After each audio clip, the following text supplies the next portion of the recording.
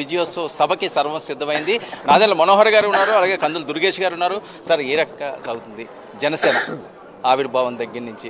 పుష్కర కాలం అయింది, ఎన్నో ఇబ్బందులు పడ్డారు, ఎన్నో మాటలు పడ్డారు. ఈ రోజు ఆ విజయోత్సవాన్ని ఏ రకంగా జరుపుకోవాలి? టైం ఫర్ సెలబ్రేషన్ అండి.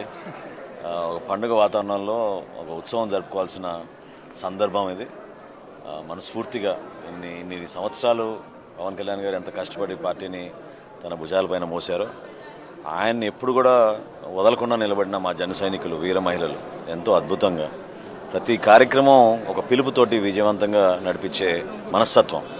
కాబట్టి కృతజ్ఞత భావంతో ప్రత్యేకంగా పిఠాపురం ప్రజలకి, రాష్ట్రానికి ఒక అద్భుతమైన ఉప ముఖ్యమంత్రి గారిగా పవన్ కళ్యాణ్ గారిని గెలిపించినందుకు, అదేవిధంగా మా జన సైనికులు, వీర మహిళలు ఎవరైతే రాష్ట్ర వ్యాప్తంగా, దేశవ్యాప్తంగా అనేక రాష్ట్రాల నుంచి కూడా ఎప్పుడు పార్టీ సిద్ధాంతాలు నమ్ముకొని పవన్ కళ్యాణ్ గారి ప్రయాణాన్ని నమ్ముకుని నిలబడ్డారో వాళ్ళందరికీ కూడా ఇదొకటి గొప్ప అవకాశంగా మేము భావిస్తాం. సార్, గత ఆవిర్భావ దినోత్సవాలకి ఇప్పుడు విజయోత్సవ సభకి ఆ వ్యత్యాసం అడిగితే ఏం చెప్తారు? వ్యత్యాసం సింపుల్ అండి. 100% స్ట్రైక్ రేట్ ఉన్న పార్టీ ఎక్కడ ఉందో చూపించండి. ఈ రోజున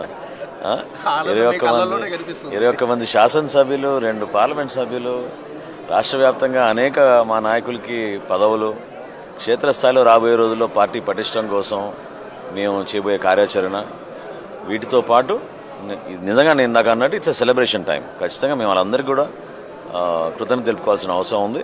ఇతర సభలకి ఇప్పుడు తేడా ఏంటంటే, ప్రభుత్వంలో ఉన్నాం కాబట్టి బాధ్యత పెరిగింది, మేము భాగస్వాములుగా ఉన్నాం. ఏం చేయాలి, రాబోయే రోజుల్లో ఏం చేస్తే మరింత మెరుగైన సేవలు అందించాలి. ఇది మొదటి అడుగా జనసేనకి? మా ప్రస్థానంలో ఒక ప్రత్యేకమైన స్థానం, చరిత్రలో ఈ సభ ఖచ్చితంగా నిలబడిపోతుంది. సార్, పెద్ద ఎత్తున జనసందోహం వస్తున్నది, లక్షల్లో తరలి వస్తున్నారు. దానికి సంబంధించి ఏర్పాట్లు అవి చాలా పర్ఫెక్ట్గా జరుగుతున్నాయి. సమిష్టి నాయకత్వం, దాదాపు 14 కమిటీలు వేసుకున్నాం. అన్ని ప్రాంతాల నుంచి వచ్చే ప్రతి ఒక్కరికి కూడా, వివిధ ప్రాంతాల నుంచి వచ్చే ప్రతి ఒక్కరికి కూడా ఎక్కడ పొరపాటు లేకుండా సౌకర్యాలు కల్పిస్తున్నాం.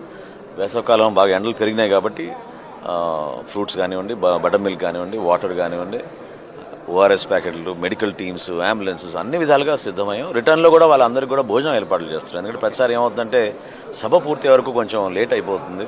మళ్ళీ పార్కింగ్ స్థలాలకు వెళ్ళి వాళ్ళ వెహికల్స్ ఎక్కి వెళ్ళే వరకు హోటల్స్ ఎక్కడ కూడా వాళ్ళకి అందుబాటులో ఉండవు. కాబట్టి ఈసారి ఆ పొరపాటు లేకుండా దూర ప్రయాణం తిరిగి వెళ్ళే వాళ్ళందరికీ కూడా ఒక చక్కగా వాళ్ళకి భోజనం ఏర్పాటు చేయడం అనేది ఒక నిర్ణయం తీసుకుని 4 ప్రధాన రహదారుల్లో పార్కింగ్తో పాటు భోజనం ఏర్పాట్లు. అంచనా ఎంతమంది? లక్షల్లో వస్తారు. పవన్ కళ్యాణ్ గారు ఏ మీటింగ్ అయినా సరే స్వచ్ఛందంగా లక్షల్లో వస్తారు. నాయకత్వం తరఫు నుంచి మేము చేయగలిగేది కొన్ని ఏర్పాట్లు.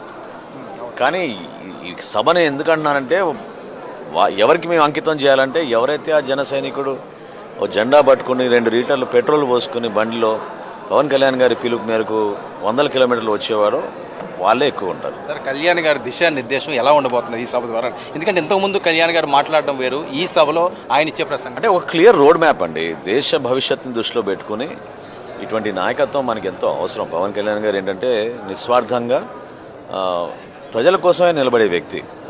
సో ప్రభుత్వంలో వచ్చినాక ఈ 9 మాసాల నుంచి ప్రభుత్వం నడిపించేటప్పుడు మేము ఎదుర్కొన్న కష్టాలు, ప్రాక్టికాలిటీ ఏమున్నాయో, పథకాలు ఏ విధంగా మేము ఇంప్లిమెంట్ వ్యవస్థ నుంచి ఏ విధంగా గ్రామీణ ప్రాంతాల్లో రోడ్ల వ్యవస్థని బలోపేతం చేశారు, వీటితో పాటు భవిష్యత్తులో మేము చేయబోయే కార్యక్రమాలు ఇందాక అన్నట్టు ఒక బాధ్యతతోటి కూటమి ప్రభుత్వంలో భాగంగా ఏ విధంగా మనం కలిసి ఉండాలి, ఏ విధంగా కార్యక్రమాలు చేసుకుంటూ ఉండాలి, తగ్గాల్సిన చోట తగ్గాలి, కలిసి మనం పని చేసుకుందాం అనే నినాదంతో పవన్ కళ్యాణ్ గారు ఖచ్చితంగా ఒక రోడ్ మ్యాప్ ఇస్తారు. సౌత్ మోడీగా కళ్యాణ్ గారిని అభినందిస్తున్నారు, దీని మీద మీ కామెంట్?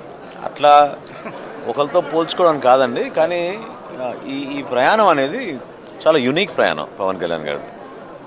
ఎందుకంటే ఒక పొలిటికల్ బ్యాక్గ్రౌండ్ లేకుండా రాష్ట్రం విడిపోయిన రోజు, ఆ కష్టకాలంలో పార్టీ స్థాపించి 2014లో ఇంత దూరం అయినా తీసుకొచ్చి వ్యక్తిగత దూషణలు, ఇబ్బందులు, నానా రకాలుగా ఇబ్బందులు పెట్టిన, చివరికి సినిమా విషయంలో కూడా సినిమాలు జరుపుకోనివ్వకుండా చేసిన మూర్ఖులు వీళ్ళు గతంలో. సో అవన్నీ అధిగమించి ఈ స్థాయికి వచ్చాం. ఖచ్చితంగా ఇప్పుడు రాజకీయ ప్రస్థానం ఏ విధంగా ఉండబోతుందో మీరు చూస్తారు. చెప్పు తీశారు, ఇప్పుడు చెంప పెట్టు కొట్టినట్టుగా ఈ సభ జరగబోతుందా? ఆదర్శవంతంగా ఉంటుందండి. సార్, దుర్గేష్ గారు ఏ రకంగా సాగుతుంది? అంత వివరంగా చెప్పి